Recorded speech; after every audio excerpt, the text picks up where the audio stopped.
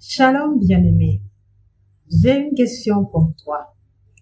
Es-tu sûr que tu es guéri de ta blessure de trahison? Es-tu sûr que tu as eu une restauration totale? Alors, si tu as vécu dans le passé une trahison, si quelqu'un qui t'est cher t'a trahi et cela t'a profondément affecté, bien-aimé, assis-toi pour écouter la suite car c'est important et de cela dépend ta guérison et ta totale restauration.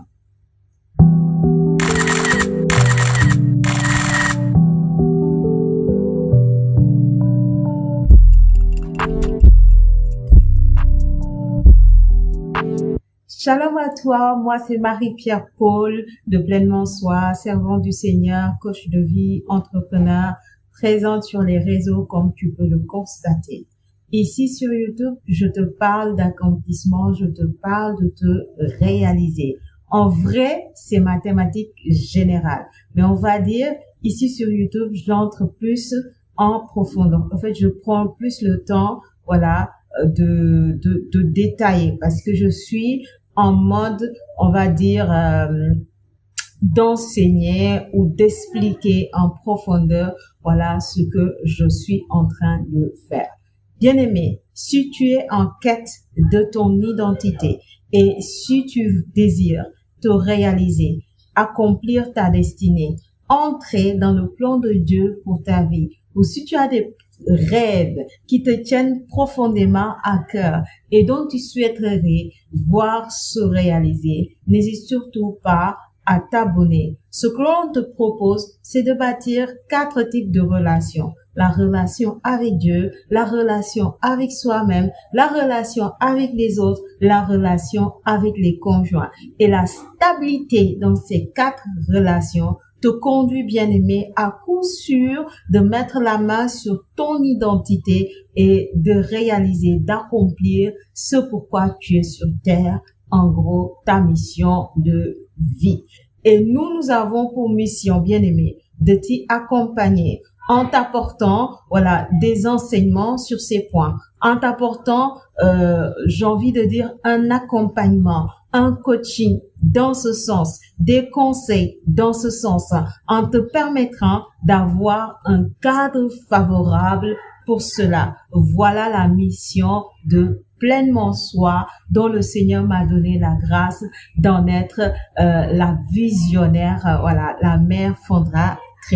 Alors, bien-aimé, si ça t'intéresse, n'hésite surtout pas à intégrer la communauté et puis à nous écrire, pourquoi pas, des mots dans le commentaire. En tout cas, ce serait intéressant d'entrer en connexion avec vous et de pouvoir partager dans la liberté des enfants de Dieu, de fraterniser, de se sentir en famille. C'est très important.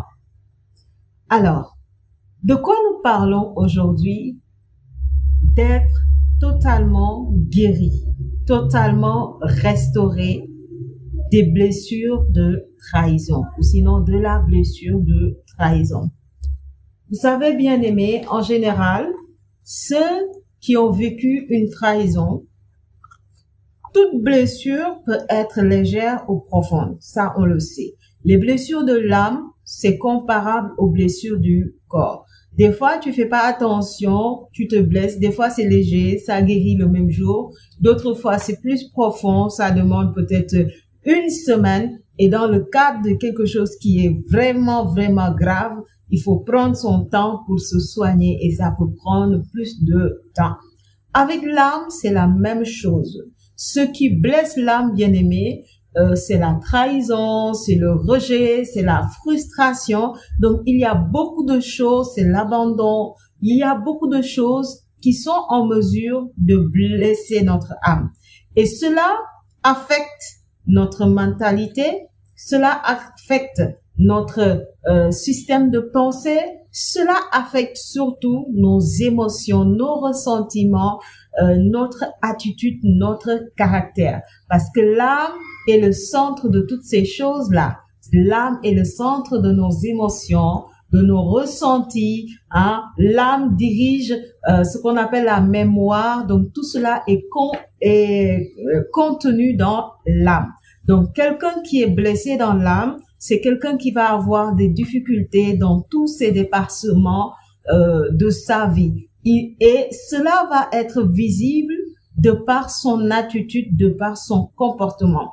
Alors, comment savoir si effectivement tu as été restauré, tu es guéri, ou si les blessures parlent encore dans ta vie, notamment la blessure de trahison. Bon, parler c'est trop dire, mais influence, on va dire influence quelque part ta vie, et que l'identité que tu as actuellement n'est pas forcément ton identité, mais c'est une identité qui est tronquée, rattachée à la blessure. Oui, parce que en fonction de de ton attitude et de ton comportement, on va t'attribuer une identité qui n'est pas le tien. Oui, parce qu'on est avant de faire. Si je me mets, je sais pas, à chanter et que je m'engage dans le chant, par exemple, et je chante de manière professionnelle, on va dire que je suis chanteur. Voilà. Après, quelqu'un peut être chanteur sans forcément être professionnel, c'est-à-dire être débutant dans la matière. Mais quand tu te lances vers quelque chose, bien-aimé, on va finir par t'attribuer cela.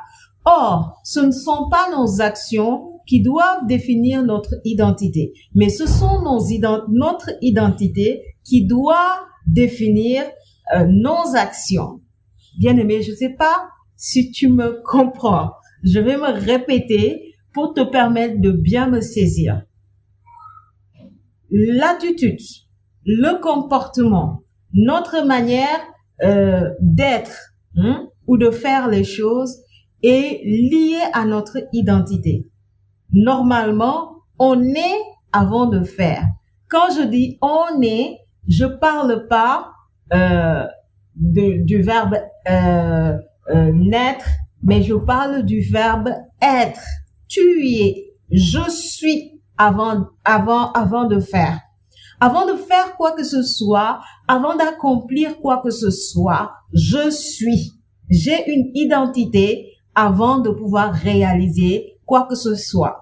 Or, les blessures émotionnelles vont te pousser à avoir une attitude qui n'est pas reliée à qui tu es forcément, mais c'est une attitude qui est dirigée par les blessures. Et donc, ça vient un peu comme donner une fausse image de ce que tu es véritablement.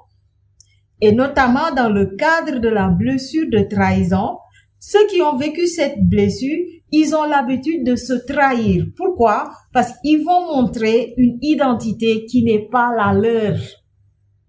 Tu vas montrer une manière d'être, une attitude qui est différente de qui tu es vraiment. Mais tu le manifestes, tu le montres parce que tu as été blessé. Et puisque tu le montres, les gens vont finir par te l'attribuer et tu vas penser que tu es ainsi. Or, le vrai toi n'est pas ainsi. Parce que c'est pas nos actions, ce ne sont pas nos actions qui définissent notre identité. Mais c'est notre identité qui conduit notre acte. En tout cas, qui doit diriger nos attitudes. Bien-aimé, c'est pas parce que tu as secouru quelqu'un une fois que tu es secouriste. Mais si tu as pris le temps de faire la formation, d'avoir le diplôme et de respecter toutes les procédures nécessaires, à la fin de cela, tu es secouriste. Maintenant, quand tu obtiens l'identité de secouriste, c'est que tu es censé secourir des personnes tous les jours, j'ai envie de dire. Ou la plupart de ton temps, tu vas secourir des gens. Pourquoi? Parce que tu as validé l'identité, puis tu es entré dans l'action. Mais c'est pas parce que tu as agi une fois que ça devient ton identité. Or, dans le cadre des blessures, voilà, généralement, on finit par s'attribuer une identité qui n'est pas la nôtre. Voilà pourquoi, bien-aimé, lorsque tu veux guérir de tes blessures, tu fais une observation ou un temps de pause où tu es là, tu analyses des choses, tu analyses ton attitude, tu analyses ton comportement, tu analyses ta manière de faire, tu analyses les actions que tu poses, tu analyses tes pensées, tu analyses tes réactions, tu analyses tes ressentiments, tu analyses tes émotions et de tout cela te permettra, bien-aimé, de savoir est-ce que réellement tu as été guéri? Est-ce que réellement tu es totalement restauré? Est-ce que tu agis de par toi-même ou tu agis de par la blessure? Alors, il y a à peu près 5 questions que j'aimerais te proposer à répondre. Le fait de répondre à ces questions vont te permettre de savoir où tu en es avec la blessure. Après, bien aimé, je veux t'avertir sur une chose. En réalité, après avoir subi une blessure, on ne retourne jamais à l'état initial. Il va toujours avoir une cicatrice au niveau de l'âme. Par exemple, observez ma main. Là, elle est clean. Elle est comme telle je suis née, ma main est comme ça. Je veux dire, il n'y a pas de cicatrice, il n'y a pas d'égratignure, il n'y a rien dessus. Mais si aujourd'hui que ça ne m'arrive pas par la grâce de Dieu, quelque chose devait m'arriver et que je sois blessée à ce niveau, tout dépend de la profondeur de la blessure. Si la blessure elle est légère, c'est quelque chose qui va guérir très rapidement et qui, si ça se trouve, ne laisse même pas de cicatrice. Ou si ça laisse une cicatrice, ça va être quelque chose de très légère qui pourrait partir rapidement, surtout si j'y mets des soins. Mais si c'est le cadre, si c'est dans un cadre où je reçois une blessure qui est profonde et que ça nécessite par exemple d'aller à l'hôpital pour qu'on me fasse des soins et qu'on puisse coudre cela par exemple. Cela va laisser, vous êtes d'accord avec moi, une cicatrice. Et une cicatrice qui, même si je suis guérie, la cicatrice ne va plus partir. La cicatrice va rester dans mon corps. Et c'est pas que ça fait mal, ça ne va plus faire mal, mais quand je regarde ma main, je vois toujours la cicatrice qui pourrait me rappeler la blessure, mais sans que cela me blesse, sans que cela fasse mal ou sans que cela me fasse souffrir. C'est la même chose avec les blessures de l'âme. Lorsqu'on guérit de ces blessures, on n'oublie pas la situation. On en tire des leçons, il reste toujours des cicatrices de la blessure. Mais par contre, la blessure ne va plus nous faire souffrir. C'est pas pareil avec quelqu'un qui est en plein dans la blessure. Et lorsque je vais te citer les 5 questions, bien aimé, tu vas comprendre en plus ou en profondeur de quoi il est question. Alors, la première question, c'est ai-je peur qu'on me trahisse à nouveau?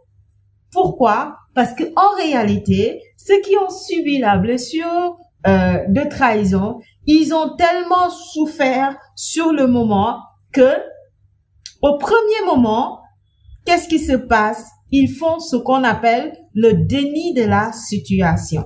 Ça a dit, ils vont se dire non, c'est pas vrai, j'y crois pas, elle n'a pas fait ça. C'est avec le temps qu'ils réalisent que ça s'est réellement fait, que ça a vraiment eu lieu. Mais au départ, ils ont du mal à y croire. C'est-à-dire, ils font un déni.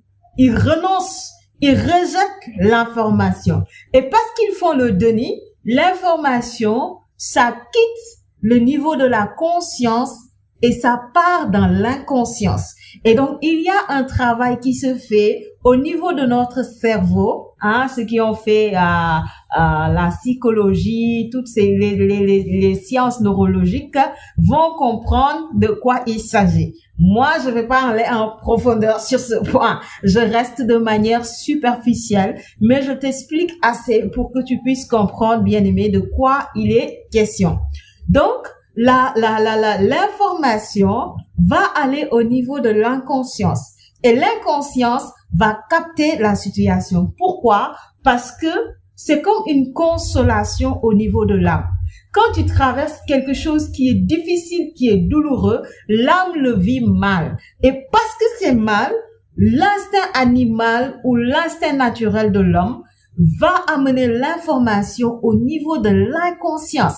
Et c'est l'inconscience qui va commencer à traiter la situation et ça permet comme de calmer la douleur, ça permet comme de noyer la douleur. Beaucoup vont se précipiter à tourner la page et ils vont se dire, au lieu de traiter l'information, au lieu d'affronter l'information, au lieu de voir comment résoudre la situation, ils vont dire non, je n'y crois pas et ils vont prendre une excuse banale pour genre tourner la page parce qu'ils n'ont pas envie de penser à ça, ils n'ont pas envie de vivre cette douleur. Eh ben, ils vont la vivre n'empêche, mais ce sera, j'ai envie de dire, atténué. Pourquoi? Parce que c'est au niveau de l'inconscience.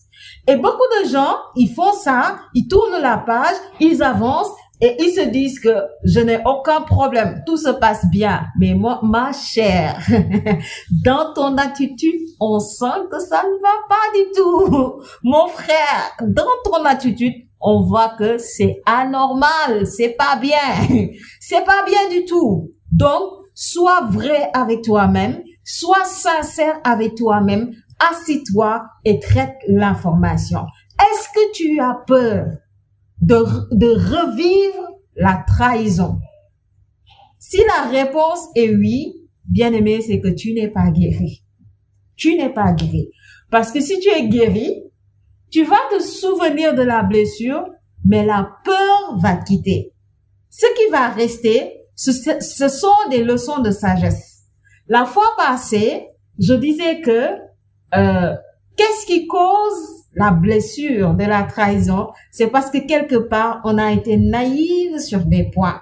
On a cru à des choses qui n'étaient pas palpables et qui ont fini par nous porter préjudice. C'est de la naïveté. Lorsque je fais confiance, je donne une confiance totale à 100% à une personne qui finit par me trahir.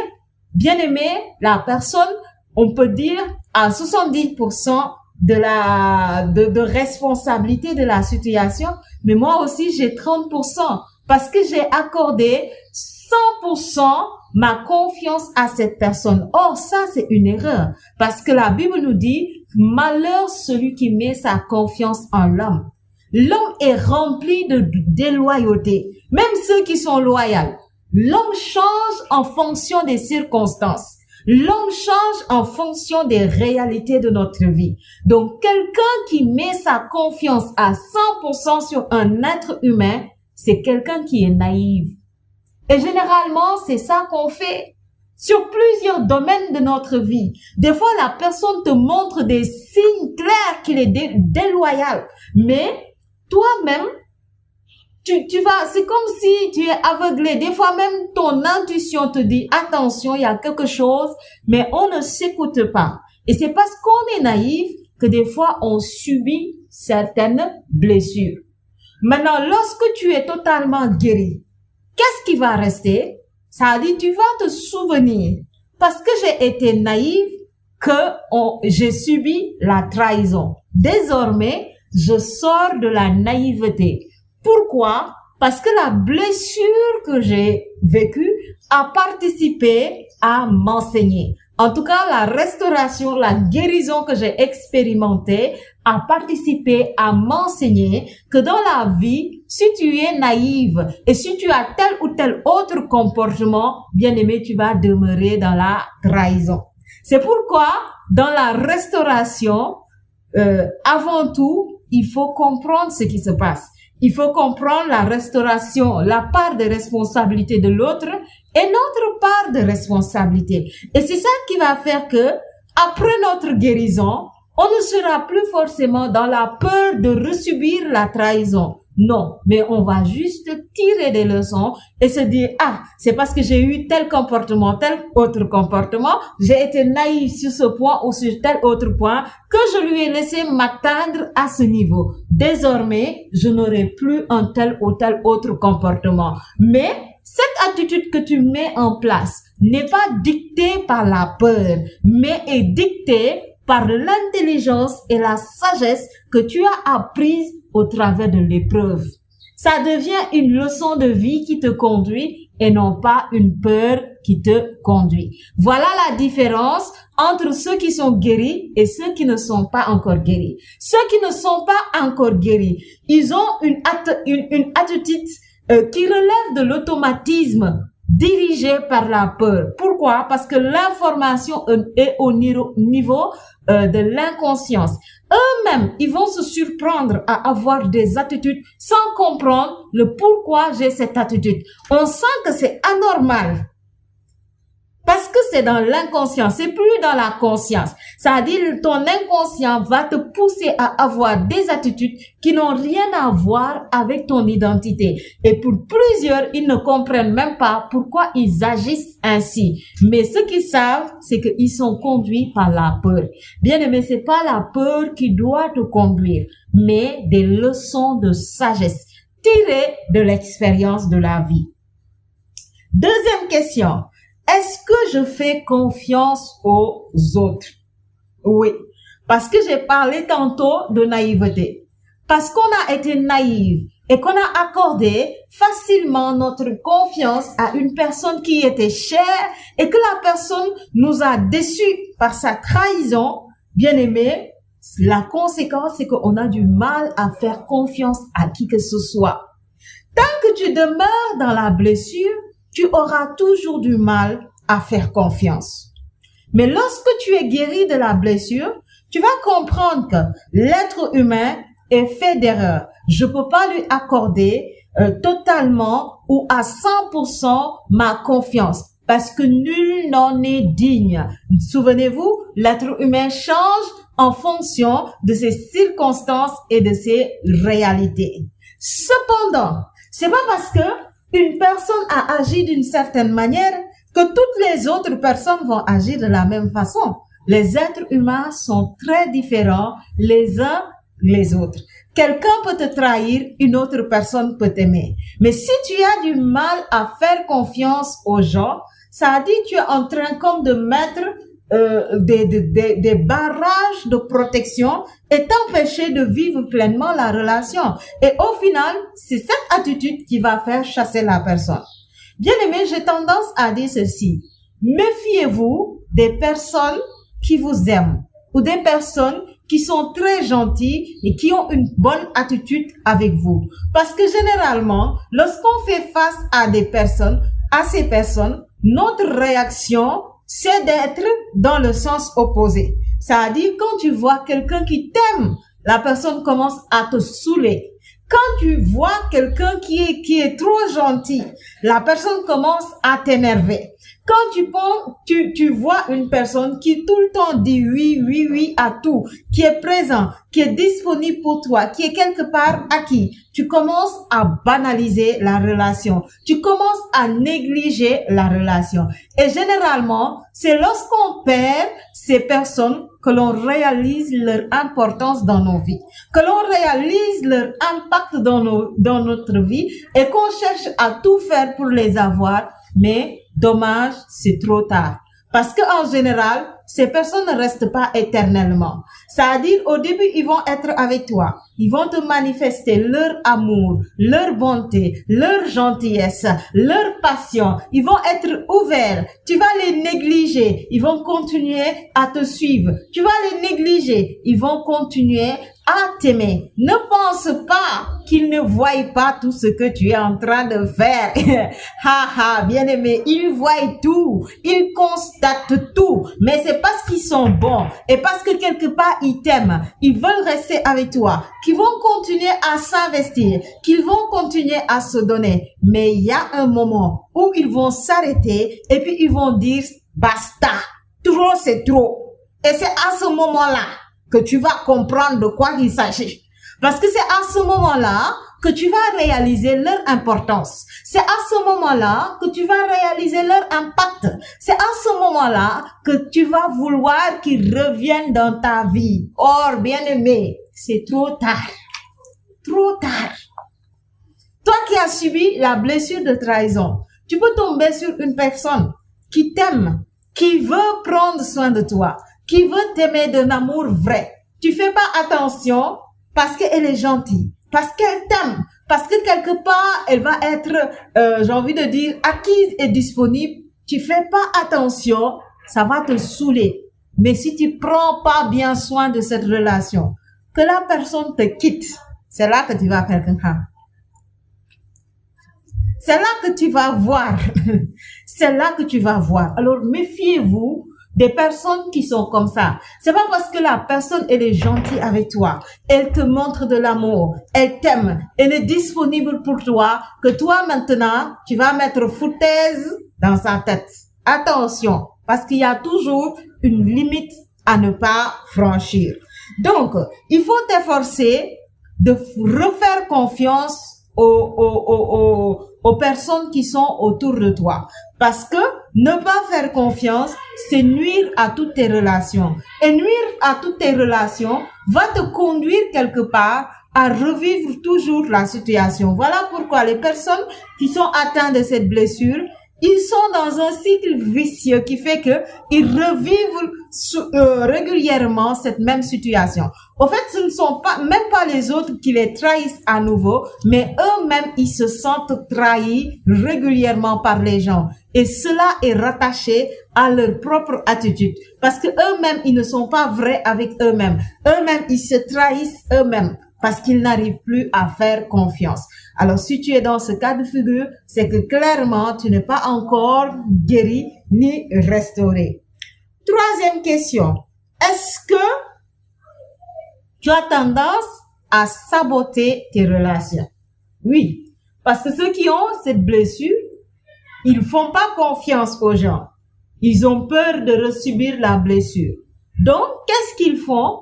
Lorsqu'il y a une petite attitude qui ne révèle même pas de la trahison, eux, parce qu'ils sont centrés, focus sur la trahison, dès qu'il va avoir une petite attitude seulement, ils vont se mettre à douter, à perdre confiance en la relation et ils vont vouloir anticiper. C'est-à-dire, ils vont se dire, avant que toi tu les trahisses, c'est eux-mêmes qui vont te trahir. Et donc, ils se retrouvent à saboter toutes les relations. Tu vas voir une personne qui a subi la blessure de trahison. Il va se retrouver dans une nouvelle relation.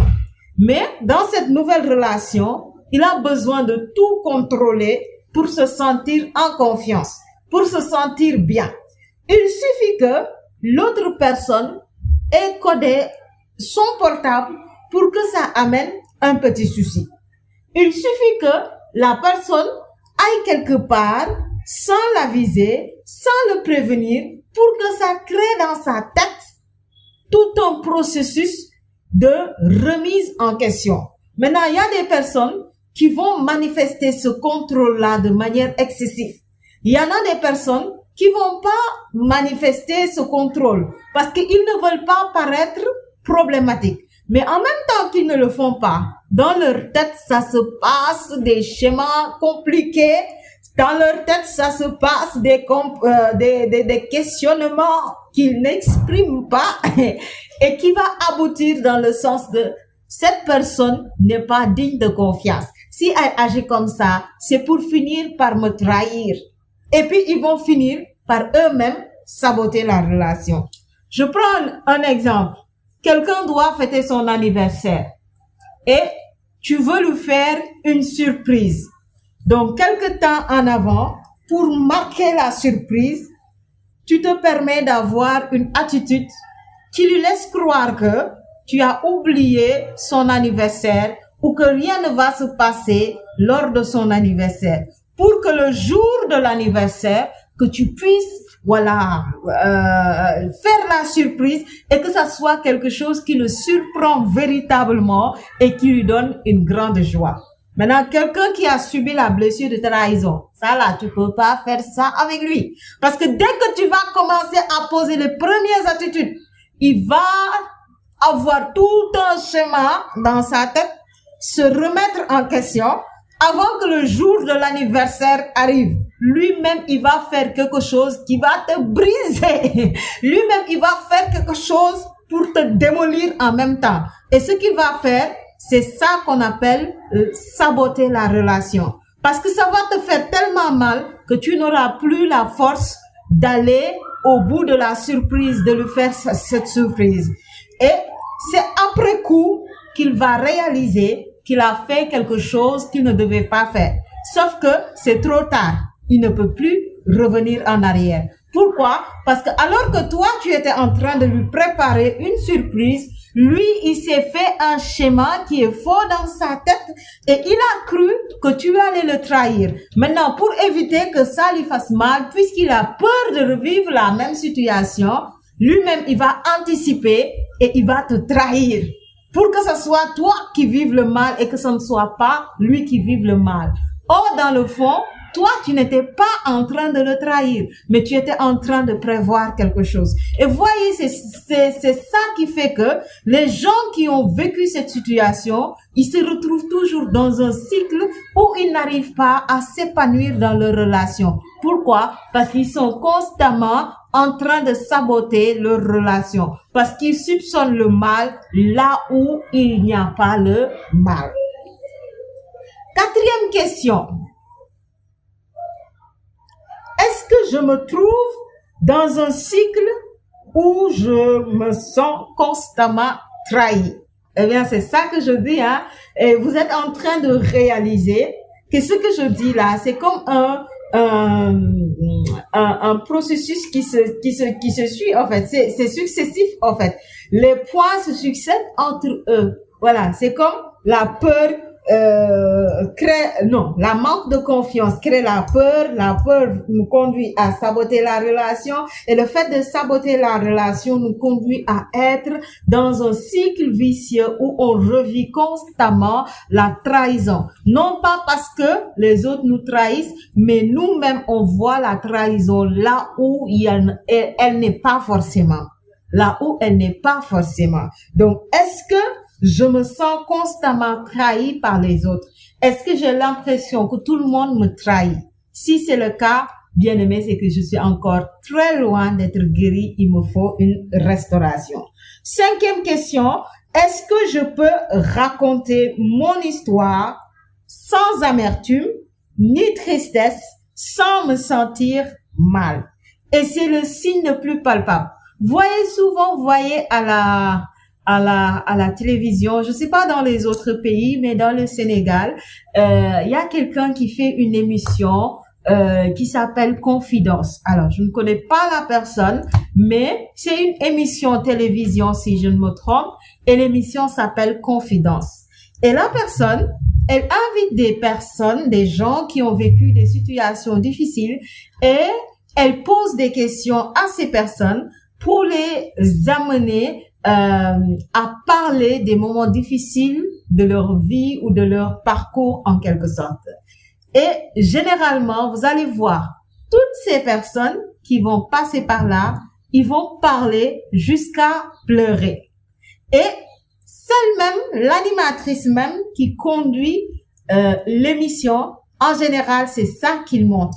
Et les gens ont tendance à croire qu'une personne qui a vécu des moments difficiles ne peut pas parler sans pleurer. S'il parle et qu'il pleure, c'est le signe que c'est émouvant, c'est le signe que ça a été difficile ou je ne sais quoi. Bien aimé, toutes les blessures sont difficiles en réalité. Si ce n'est pas difficile, c'est parce que toi-même tu l'as pas vécu. Parce que ce qu'on n'a pas vécu, généralement, on ne le comprend pas. On ne le saisit pas. Donc, on a l'habitude de minimiser les blessures des autres et de penser que nous, ce qu'on a vécu, c'est plus douloureux, c'est plus difficile. Chaque être humain a tendance à réagir de cette façon. Et donc, lorsqu'on voit une personne qui parle de ce qu'il a vécu sans pleurer, on a comme l'impression que c'est anormal. Mais je t'assure, bien-aimé, c'est le fait de pleurer qui est anormal. Lorsque tu racontes ton passé, lorsque tu racontes ce que tu as vécu et tu es triste, tu es dans l'amertume, tu pleures, tu bloques, Tu n'as plus envie de parler de cela. C'est une phase difficile qui te met mal à l'aise. Tu es gêné. Tu n'as pas envie de parler de ça. Tu veux clôturer rapidement cette phase et passer à autre chose. C'est que en réalité, tu n'es pas encore guéri de la situation. Il suffit qu'on te titille un peu, qu'on te pique un peu là-dessus pour que ça parte en vrille. Voyez-vous, comme les gens qui essayent de contenir, voilà, comme un ballon par exemple que tu remplis d'air et que ça se gonfle. Il suffit que tu piques un peu pour que tu entends brrr. C'est la même chose, bien-aimé. Lorsque tu racontes ton passé et que tu pleures, il suffit qu'on te touche un petit peu pour que ça parte en désordre. Pourquoi? Parce que en réalité, tu n'es pas guéri. En réalité, tu n'es pas consolé, tu n'as pas reçu la restauration. Une personne qui a été totalement guérie, c'est une personne qui est capable de parler de son passé, de parler de ses blessures, sans pour autant que ça ne lui fasse mal. Pourquoi? Parce qu'il a pris le temps de traiter ce qu'il avait à traiter. Donc, on va parler de cela comme un souvenir qui a été difficile, mais qui nous a permis de tirer des leçons, qui nous a permis de grandir. D'autres même vont bénir la vie. D'autres même vont dire merci à Dieu. Pourquoi? Parce que sans cette situation, j'aurais pas grandi à ce niveau de sagesse, à ce niveau de compétence, à ce niveau d'excellence. La blessure que j'ai vécue a participé à faire de moi qui je suis. Et donc, je suis dans la reconnaissance de tout ce que j'ai vécu. Non pas dans la peur, non pas dans l'amertume, non pas dans les tristesses, non pas dans les pleurs, non pas dans le manque de confiance, non pas dans un cycle qui me conduit à revivre constamment la blessure. Bien-aimé, si tu as fait le tour de tout cela et que tu as pu répondre positivement à toutes ces questions, c'est que tu es guéri. Maintenant, si tu fais le tour et que tu constates que tu n'es pas guéri, que quelque part tu as besoin de restauration, eh ben, je veux t'apporter une très bonne nouvelle, c'est que je suis coach de vie et que j'accompagne des personnes justement à pouvoir guérir de leurs blessures, des blessures de l'âme. Alors, tu peux tout simplement me contacter. Mes coordonnées sont dans la bio de la chaîne. Tu peux tout simplement aller checker. Allez regarder. Tu peux tout simplement aller regarder. Pardonnez-moi hein, pour mon français qui n'est pas encore parfait, qui n'est pas encore net, mais ça va aller. L'essentiel, c'est que vous comprenez ce que je veux dire. Alors, va regarder, va visualiser et viens ici m'écrire et je serai heureuse de pouvoir t'accompagner. Je serai heureuse de pouvoir de pouvoir t'accompagner pour que la guérison soit une réalité dans ta vie, que la restauration puisse être une réalité dans ta vie. Bien-aimé, je me permets de parler de ça parce que moi aussi, j'ai vécu des moments difficiles. J'ai eu des temps qui étaient très douloureux pour moi, où j'ai vécu les 5 blessures à la fois, mais Dieu m'a accordé la grâce d'être restaurée. Et aujourd'hui, je suis heureuse de qui je suis, parce que sans les blessures, j'aurais jamais été à ce niveau où je suis actuellement. Donc, évidemment, ce sont des choses que je ne veux pas revivre parce que ça, dans le temps, ça a été difficile, ça a été douloureux, mais ça a participé à faire de moi qui je suis aujourd'hui. Et donc, je bénis le Seigneur de m'avoir restauré et de m'avoir utilisé. Ouais, parce que tout cela, ça m'a servi à avoir des outils et donc à pouvoir accompagner les gens. Sans cela, j'aurais jamais pu être coach de vie. Sans cela, j'aurais jamais pu atteindre ce niveau où je suis aujourd'hui. Alors, je rends vraiment grâce à Dieu. Et c'est ça que je voudrais que tu expérimentes toi aussi, que tu puisses arriver à un niveau où tu as été blessé, mais tu es restauré au nom de Jésus. Amen. Alors, on se dit à la prochaine, que le Seigneur te bénisse au nom de Jésus. Amen.